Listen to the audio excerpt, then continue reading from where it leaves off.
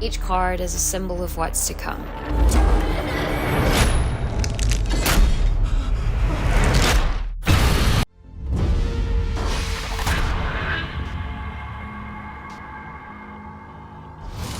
Hello and welcome to Ycft. We have just got out of seeing Tarot, which is a movie where a group of college students start playing around with a cursed deck of tarot cards and ultimately are then killed off depending on what their reading is. It's a very simple premise for this movie. All I knew going into this is I'd seen the trailer and I saw the Rotten Tomatoes score, which was 8%. This movie is not 8%. It's not that bad.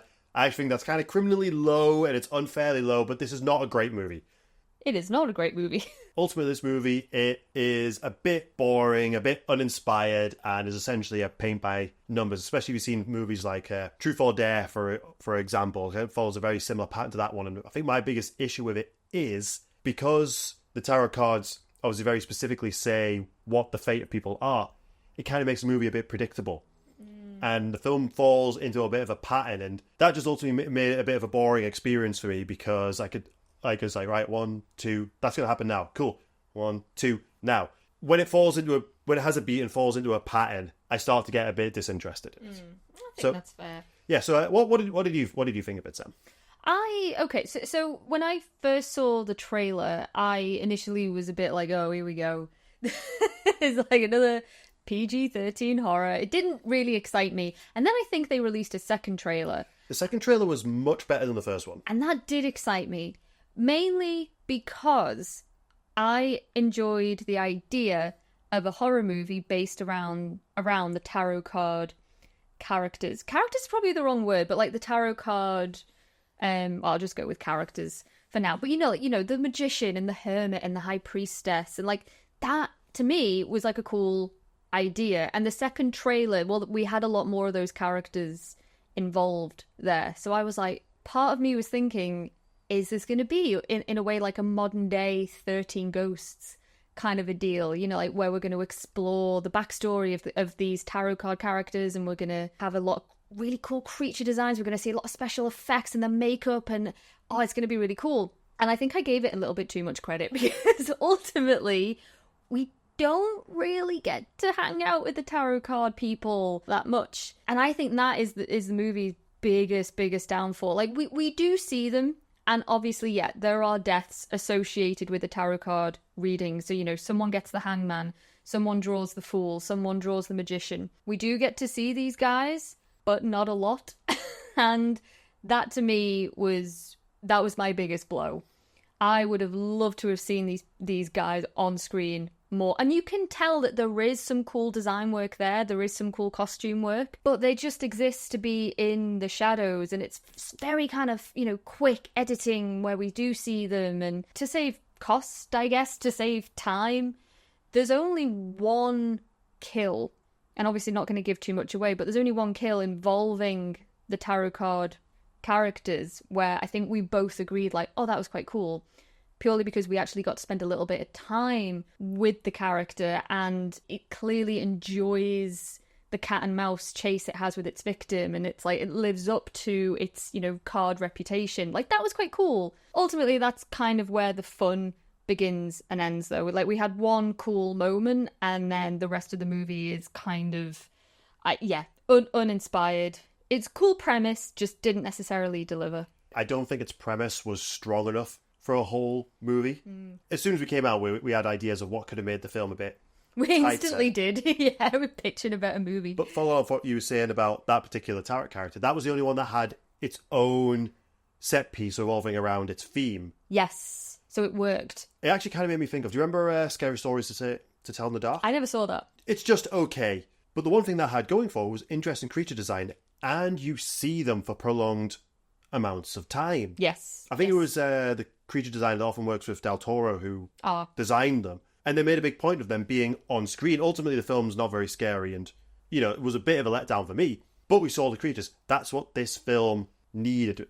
We needed some outlandish designs with some interesting lighting to go around. Because they're all, like, ultimately, other than that one particular example, like, the first 3 deaths are all almost identical. Yeah, they are. It doesn't help that the characters aren't very well written. No. It's full of tropes like, getting information from the internet, exactly what you need. Oh God, sorry. So yeah, aside from the creatures, I do need to talk about this. This bugs me to no end. That we have a character that is purely there for exposition. I mean, there's no other way. Like, I'm not exaggerating. They are literally there to tell us the backstory of the tarot cards, give away critical need to know information, and yeah, we have scenes where the characters just go on a web browser and search what they need to find, and lo and behold, the very first website they click on has all of the miraculous answers to hand. It's so lazy. This shit like that just doesn't happen. And I guess a counter argument to that, there are some characters within the movie that call out, like the ridiculousness of the situation, that do say, hey, maybe we're reaching a little bit here. Like maybe we're seeing things that we're not, we're just kind of, that we want to see. We're trying to make sense of something, whereas actually maybe it's all just a coincidence. This person is obviously a charlatan. We can't trust them. We do get that in the movie, but it is lazy. Like, ultimately, it's very lazy writing, and it's lazy writing delivered by characters that ultimately also are not interesting. I can't really remember any of our college kids' names.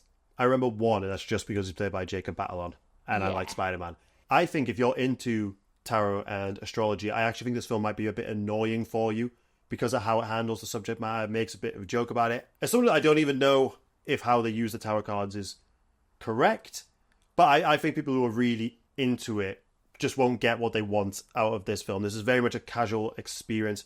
For me, for someone who's not into astrology, all I know is I'm a Capricorn, and whenever people talk about star signs that are problematic, Capricorns never turn up. So I can be happy about that. But when I hear phrases, and this is in the movie, like, oh, this might be affected because Mercury's in retrograde, my eyes roll back so much I could see down my own throat. But that it comes with the territory for what they're trying to do. Yeah. Like I said, it's not the worst movie I made. And there were people right next to us, a group of three ladies, who did really enjoy themselves. They did. And I did actually really enjoy that. There were three young women that were just out on, going to see a horror movie for the sake of seeing a horror movie on a Saturday night. And they had a really good time. They were jumping in certain moments. They were a bit scared. To add to that, though, I will say at not one moment in this movie was I scared. And I'm not saying that as a brag. I can appreciate a really good jump scare. I want to get the thrill of being spooked, even seeing a PG-13 movie. And I thought Taro was going to deliver on a couple of really hard, really decently earned jump scares. We didn't get any. And I don't know if that is just us maybe being a bit desensitized. Like we know beat for beat when they're going to happen. But I don't know. I didn't think this movie had any decent scares at all. I think my favourite moment when we came out of the cinema was when you said, if I never see another movie where we have a creature with the bone-clicking noises and doing contortion, I'll be a very happy woman. I'm like, yeah, it has been done to death now, and I think we need some new... Because we're not seeing a lot of the creatures, we're relying a lot on the sounds, and the first two especially sound exactly the same. We get we get like the elongated fingers and like the long nails scratching against stuff. We get the stretchy demon mouth. We get the bones contorting. We get creatures, doing weird things with their body. We've seen it all done before, but it's done so much better.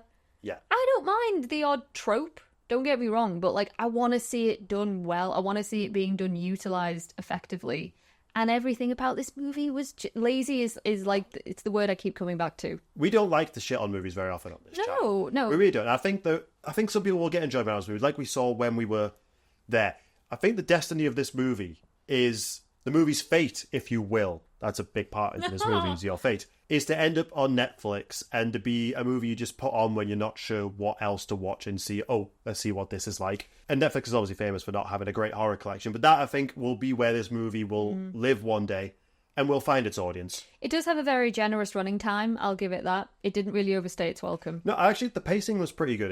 It got into the action really quickly and then just went at a decent pace. Yeah. If it was a couple of minutes shorter, maybe 5 minutes shorter, I would have been quite thankful. Yeah. Inoffensive, but ineffective horror movies. Paint by numbers, copy and paste, whatever, however you want to phrase it. It's just a very predictable throwaway PG-13 horror, ultimately. If you've seen the trailer, you've already seen a lot of the key moments.